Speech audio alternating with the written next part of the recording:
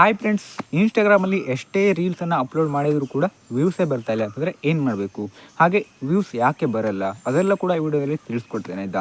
ನಾನು ಕೂಡ ಇನ್ಸ್ಟಾಗ್ರಾಮಲ್ಲಿ ಕಾಮಿಡಿ ರೀಲ್ಸನ್ನು ಅಪ್ಲೋಡ್ ಮಾಡ್ತೀನಿ. ನೀವು ಕೂಡ ನನ್ನ ಅಕೌಂಟನ್ನು ಚೆಕ್ ಮಾಡ್ಕೊಳ್ಬೋದು, ಭದ್ರನಾಯಕ್ ಅಂತ ಇದೆ. ಫ್ರೆಂಡ್ಸ್, ನಾನು ಉಪಯೋಗಿಸುವಂಥ ಕೆಲವೊಂದಿಷ್ಟು ಟಿಪ್ಸ್ ಟ್ರಿಕ್ಸನ್ನು ತಿಳಿಸ್ಕೊಡ್ತೇನೆ ಆಯಿತಾ. ನಿಮ್ಮ ರೀಲ್ಸಿಗೆ ವ್ಯೂಸ್ ಬರ್ತಾ ಇಲ್ಲ ಅಂತಂದರೆ ನಾನು ಹೇಳ್ಕೊಟ್ಟಿರುವಂಥ ಟಿಪ್ಸ್ಗಳನ್ನು ಫಾಲೋ ಮಾಡ್ತಾನೆ ಇರಿ ಆಯಿತಾ.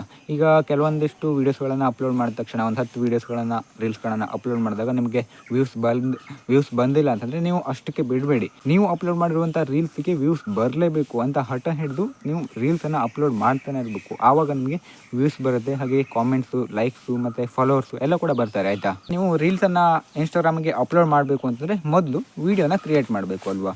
ನೀವು ಮೊದಲು ಯಾವ ವೀಡಿಯೋಸ್ಗಳನ್ನು ಯಾವ ರೀಲ್ಸ್ಗಳನ್ನು ಮಾಡಿ ಅಪ್ಲೋಡ್ ಮಾಡ್ತೀರಾ ಅನ್ನೋದು ಕೂಡ ಮ್ಯಾಟ್ರ್ ಆಗುತ್ತೆ. ಫ್ರೆಂಡ್ಸ್, ಈಗ ನೀವು ವೀಡಿಯೋಸನ್ನು ಮಾಡಬೇಕಿದ್ರೆ ಆ ವೀಡಿಯೋಸ್ಗಳನ್ನು ಯಾವ ವೀಡಿಯೋಸ್ಗಳನ್ನು ಮಾಡ್ತೀರಾ ಆ ವೀಡಿಯೋಸ್ಗಳನ್ನು ಮಾಡೋದಕ್ಕೆ ನಿಮಗೆ ಇಂಟ್ರೆಸ್ಟ್ ಇರಬೇಕು. ಈಗ ಕಾಮಿಡಿ ಮಾಡ್ತಾಯಿದ್ದೀರಾ, ಅಥವಾ ನೀವು ಅಡುಗೆ ಮಾಡ್ತಾ ಇರೋದನ್ನು ಮಾಡ್ತಾಯಿದ್ದೀರಾ, ಅಥವಾ ಟೆಕ್ನಾಲಜಿ ಬಗ್ಗೆ ಮಾಡ್ತಾಯಿದ್ದೀರಾ, ಯಾವ್ದು ಮಾಡ್ತಾಯಿದ್ದೀರಾ, ನಿಮಗೆ ಈ ಮೂರರಲ್ಲಿ ಅಥವಾ ಬೇರೆ ಬೇರೆ ವೀಡಿಯೋಸ್ಗಳನ್ನು ಮಾಡ್ಬೋದು. ಈ ಮೂರೇ ಅಲ್ಲ, ಬೇರೆ ಬೇರೆ ವೀಡಿಯೋಸ್ಗಳನ್ನು ಬೇರೆ ಬೇರೆ ಕಂಟೆಂಟ್ಗಳನ್ನು ಮಾಡ್ಬೋದು. ನಿಮಗೆ ಯಾವ ಕಂಟೆಂಟ್ ಮಾಡೋದ್ರಲ್ಲಿ ಇಷ್ಟ ಇದೆ, ಯಾವ ರೀಲ್ಸನ್ನು ಮಾಡೋದ್ರಲ್ಲಿ ಇಷ್ಟ ಇದೆ ಅಂತಹ ರೀಲ್ಸನ್ನು ಹುಡಿಕೊಂಡು ಮಾಡಿ ಆಯಿತಾ. ನಿಮಗೆ ಅಡುಗೆ ಮಾಡೋದ್ರ ಬಗ್ಗೆ ಮಾಡಬೇಕು ಅಂತಂದರೆ ಅಡುಗೆ ಮಾಡೋದ್ರ ಬಗ್ಗೆ ಮಾಡಿ. ನಿಮಗೆ ಯಾವ ವೀಡಿಯೋಸ್ಗಳನ್ನು ಮಾಡೋದಕ್ಕೆ ಇಂಟ್ರೆಸ್ಟ್ ಇದೆ ಅಂತಹ ವೀಡಿಯೋಸ್ಗಳನ್ನು ಮಾಡಿ. ಯಾಕಂತಂದರೆ ನಿಮಗೆ ವೀಡಿಯೋ ಮಾಡೋದಕ್ಕೂ ಇಂಟ್ರೆಸ್ಟ್ ಇರುತ್ತೆ, ಮತ್ತು ವೀಡಿಯೋ ಎಡಿಟಿಂಗ್ ಮಾಡೋದಕ್ಕೂ ಇಂಟ್ರೆಸ್ಟ್ ಇರುತ್ತೆ, ವೀಡಿಯೋನ ಅಪ್ಲೋಡ್ ಮಾಡೋದಕ್ಕೂ ಇಂಟ್ರೆಸ್ಟ್ ಇರುತ್ತೆ. ನಿಮಗೆ ಇಂಟ್ರೆಸ್ಟ್ ಇಲ್ಲದೆ ಇರುವಂಥ ವೀಡಿಯೋಸ್ಗಳನ್ನ ನಿಮ್ಮ ವ್ಯೂಸ್ಗೋಸ್ಕರ ನೀವು ಮಾಡ್ತಿದ್ದೀರಾ ಅಂತಂದರೆ ನಿಮಗೆ ಬೋರ್ ಬಂದುಬಿಡುತ್ತೆ, ಬೇಜಾರು ಬಂದುಬಿಡುತ್ತೆ. ಇಲ್ಲಾಂತಂದರೆ ನಿಮಗೆ ಇಂಟ್ರೆಸ್ಟ್ ಇರುವಂಥ ವೀಡಿಯೋಸ್ಗಳನ್ನು ಮಾಡಿದರೆ ನಿಮಗೆ ಬೇಜಾರು ಬರೋಲ್ಲ ಆಯಿತಾ, ಮಾಡ್ತಾನೆ ಇರಬೇಕು ಅನಿಸುತ್ತೆ. ಆದ್ದರಿಂದ ಈ ರೀತಿಯಾದಂಥ ವೀಡಿಯೋಸ್ಗಳನ್ನು ಮಾಡಿ. ಮತ್ತು ನೀವು ವೀಡಿಯೋಸ್ಗಳನ್ನು ಮಾಡೋದಕ್ಕೆ ಒಳ್ಳೆಯ ರೀತಿಯ ಮೊಬೈಲನ್ನು ಉಪಯೋಗಿಸಿ ಆಯಿತಾ. ನಿಮ್ಮ ಹತ್ರ ಇರುವಂಥ ಮೊಬೈಲ್ನಲ್ಲಿ ಚೆನ್ನಾಗಿ ವೀಡಿಯೋಸನ್ನು ಎಡಿಟ್ ಮಾಡ್ಕೊಳ್ಳಿ, ಚೆನ್ನಾಗಿ ವೀಡಿಯೋಸ್ಗಳನ್ನು ಮಾಡಿ. ಅಂತಂದರೆ ವೀಡಿಯೋ ಮಾಡೋದಕ್ಕೂ ಕೂಡ ಸ್ವಲ್ಪ ಟೆಕ್ನಿಕನ್ನು ಉಪಯೋಗಿಸ್ಬೇಕು.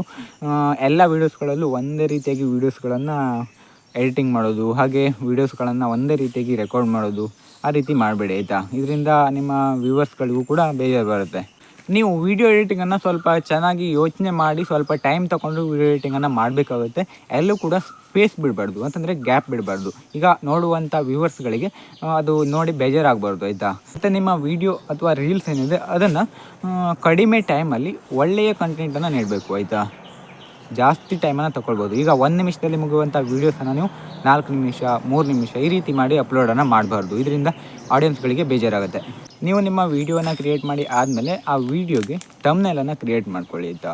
ನಿಮ್ಮ ವೀಡಿಯೋ ಯಾವ ಸೈಜಲ್ಲಿದೆ ಅದೇ ಸೈಜಲ್ಲಿ ಥಂಬ್ನೇಲನ್ನು ಕ್ರಿಯೇಟ್ ಮಾಡಿ ಅದಕ್ಕೆ ಆ್ಯಡ್ ಮಾಡ್ಕೊಳ್ಳಿ. ಆಮೇಲೆ ವೀಡಿಯೋನ ಅಪ್ಲೋಡ್ ಮಾಡೋದಕ್ಕೆ ಹೋಗಿ. ಈಗ ಇನ್ಸ್ಟಾಗ್ರಾಮಲ್ಲಿ ವೀಡಿಯೋನ ಅಪ್ಲೋಡ್ ಮಾಡ್ತಾ ಇದ್ದೀರಾ ಅಂತಂದರೆ ಆ ಅಪ್ಲೋಡ್ ಮಾಡ್ತಿರುವಂಥ ವೀಡಿಯೋಗೆ ಬ್ಯಾಕ್ಗ್ರೌಂಡ್ ಸಾಂಗ್ಸನ್ನು ಏನಾದರೂ ಹಾಕ್ತಾ ಇದ್ದೀರಿ ಅಂತಂದರೆ ಯಾವ ಸಾಂಗಿಗೆ ಈ ರೀತಿ ಮೇಲ್ಮುಖವಾಗಿ ಎರೋ ಮಾರ್ಕ್ ಇರುತ್ತಲ್ವ ಅಂಥ ಸಾಂಗನ್ನು ಆಯ್ಕೆ ಮಾಡ್ಕೊಳ್ಳಿ. ಯಾಕಂತಂದರೆ ಅದು ಟ್ರೆಂಡಿಂಗಲ್ಲಿ ಇರುತ್ತೆ, ನಿಮ್ಮ ವೀಡಿಯೋನು ಕೂಡ ಸ್ವಲ್ಪ ಜಾಸ್ತಿ ವ್ಯೂಸ್ ಬರೋ ರೀತಿ ಮಾಡುತ್ತೆ ಆಯಿತಾ. ಎಲ್ಲ ಸಾಂಗ್ಗಳನ್ನು ಆಯ್ಕೆ ಮಾಡಿಕೊಂಡು ಹಾಕೋದ್ರಿಂದ ವ್ಯೂಸ್ ಸ್ವಲ್ಪ ಕಡಿಮೆ ಬರುತ್ತೆ. ಮೇಲ್ಮುಖವಾಗಿ ಯಾವ ಸಾಂಗಿಗೆ ಎರೋ ಮಾರ್ಕ್ ಇರುತ್ತೆ ಅಂಥ ಸಾಂಗ್ಸ್ಗಳನ್ನು ಆಯ್ಕೆ ಮಾಡಿಕೊಂಡು ಆ ವಿಡಿಯೋಗೆ ಆ್ಯಡ್ ಮಾಡ್ಕೊಳ್ಳಿ ಆಯಿತಾ. ಮತ್ತು ನೀವು ಅಪ್ಲೋಡ್ ಮಾಡ್ತಿರುವಂಥ ಇನ್ಸ್ಟಾಗ್ರಾಮ್ ರೀಲ್ಸಿಗೆ ಒಳ್ಳೆ ಟೈಟಲನ್ನು ಕೊಡಿ. ಹಾಗೆ ಟೈಟಲಲ್ಲಿ 3 ಹ್ಯಾಶ್ಟ್ಯಾಗ್ಸ್ಗಳನ್ನು ಹಾಕಿ, ನಿಮ್ಮ ವೀಡಿಯೋಗೆ ಸಂಬಂಧಿಸಿದ ಹ್ಯಾಶ್ಟ್ಯಾಗ್ಸ್ಗಳನ್ನು ಹಾಕಿ ಆಯಿತಾ. ಫ್ರೆಂಡ್ಸ್, ನಿಮ್ಮ ಇನ್ಸ್ಟಾಗ್ರಾಮ್ ಅಕೌಂಟನ್ನು ಇನ್ಸ್ಟಾಗ್ರಾಮ್ನವರು ಎಲ್ಲ ಟೈಮಲ್ಲೂ ಪ್ರಮೋಟ್ ಮಾಡ್ಕೊಳ್ತಾ ಇರೋದಿಲ್ಲ ಆಯಿತಾ. ಕೆಲವೊಂದಿಷ್ಟು ಟೈಮಲ್ಲಿ ಪ್ರಮೋಟ್ ಮಾಡ್ತಾರೆ, ಕೆಲವೊಂದಿಷ್ಟು ಟೈಮಲ್ಲಿ ಪ್ರಮೋಟ್ ಮಾಡೋದಿಲ್ಲ. ನಿಮ್ಮ ಇನ್ಸ್ಟಾಗ್ರಾಮ್ ಅಕೌಂಟನ್ನು ಇನ್ಸ್ಟಾಗ್ರಾಮ್ನವರು ಯಾವಾಗ ಪ್ರಮೋಟ್ ಮಾಡ್ತಾರೆ ಅದು ನಿಮಗೆ ಗೊತ್ತಾಗುತ್ತೆ. ಯಾವ ರೀತಿಯಾಗಿ ಗೊತ್ತಾಗುತ್ತೆ ಅಂತಂದರೆ, ಈಗ ನೀವು ಹಿಂದಿನ 10 ದಿನಗಳಲ್ಲಿ 10 ವೀಡಿಯೋಸ್ಗಳನ್ನು ಅಪ್ಲೋಡ್ ಮಾಡಿದ್ದೀರಾ ಅಂತ ಇಟ್ಕೊಳ್ಳಿ. ಅಪ್ಲೋಡ್ ಮಾಡಿರುವಂಥ ಎಲ್ಲ ವೀಡಿಯೋಸ್ಗಳಿಗೂ ಒಂದು 2000, 3000, 1000 ಈ ರೀತಿ ವ್ಯೂಸ್ ಬಂದಿದೆ ಅಂತ ಇಟ್ಕೊಳ್ಳಿ. ಈಗ 11ನೇ ದಿನಕ್ಕೆ ಅಪ್ಲೋಡ್ ಮಾಡಿರುವಂಥ ವೀಡಿಯೋಸಿಗೆ ಅಥವಾ ರೀಲ್ಸಿಗೆ ಜಾಸ್ತಿ ವ್ಯೂಸ್ ಬಂದುಬಿಡುತ್ತೆ. ಅಂತಂದರೆ ಒಂದು 10,000 ವ್ಯೂಸ್ ಬಂದುಬಿಡುತ್ತೆ. ಹಾಗೆ 12ನೇ ದಿನಕ್ಕೆ ಮಾಡಿರುವಂಥ ರೀಲ್ಸಿಗೆ ಒಂದು 12,000 ರೀಲ್ಸ್ ಬಂದುಬಿಡುತ್ತೆ, 15,000 ರೀಲ್ಸ್ ಬಂದುಬಿಡುತ್ತೆ, 15,000 ವ್ಯೂಸ್ ಬಂದುಬಿಡುತ್ತೆ. ಮತ್ತು 13ನೇ ದಿನಕ್ಕೆ ಮಾಡಿರುವಂಥ ರೀಲ್ಸಿಗೂ ಕೂಡ 15,000, 20,000 ಈ ರೀತಿಯಾಗಿ ನಿಮ್ಮ ರೀಲ್ಸ್ಗಳಿಗೆ ವ್ಯೂಸ್ ಬರೋದಕ್ಕೆ ಸ್ಟಾರ್ಟ್ ಆಯಿತು ಅಂತಂದರೆ ನಿಮ್ಮ ವೀಡಿಯೋಸ್ಗಳನ್ನು, ನಿಮ್ಮ ಅಕೌಂಟನ್ನು ಇನ್ಸ್ಟಾಗ್ರಾಮ್ನವರು ಪ್ರಮೋಟ್ ಮಾಡ್ತಾ ಇದ್ದಾರೆ ಅಂತ ಅರ್ಥ.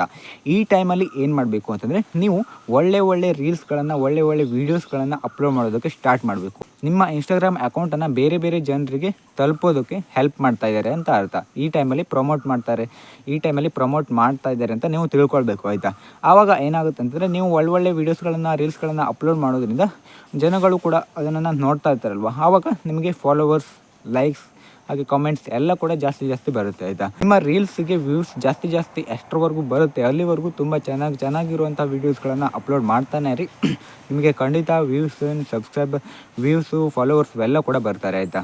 ಫ್ರೆಂಡ್ಸ್, ಈಗ ಗೊತ್ತೈತಲ್ವಾ ನಿಮಗೆ ಇನ್ಸ್ಟಾಗ್ರಾಮಲ್ಲಿ ಏನಾದರೂ ಟ್ರಿಕ್ಸ್ ಟಿಪ್ಸ್ ಮತ್ತೆ ಏನಾದರೂ ಬೇಕು ಅಂತಂದರೆ ಕಾಮೆಂಟ್ ಮಾಡಿ. ಇಲ್ಲಿಗೆ ಒಂದು ವೀಡಿಯೋನ ಮುಗಿಸೋಣ. ಮುಂದಿನ ವೀಡಿಯೋದಲ್ಲಿ ಮತ್ತೆ ಸಿಗೋಣ. ಬೇರೆ ಯಾವುದಾದ್ರೂ ಸೆಟ್ಟಿಂಗ್ಸ್ಗಳ ಬಗ್ಗೆ ಏನೇ ಬೇಕು ಅಂತಂದರೂ ಕಾಮೆಂಟ್ ಮಾಡಿ ಆಯಿತಾ. Thanks for watching. ಬಾಯ್.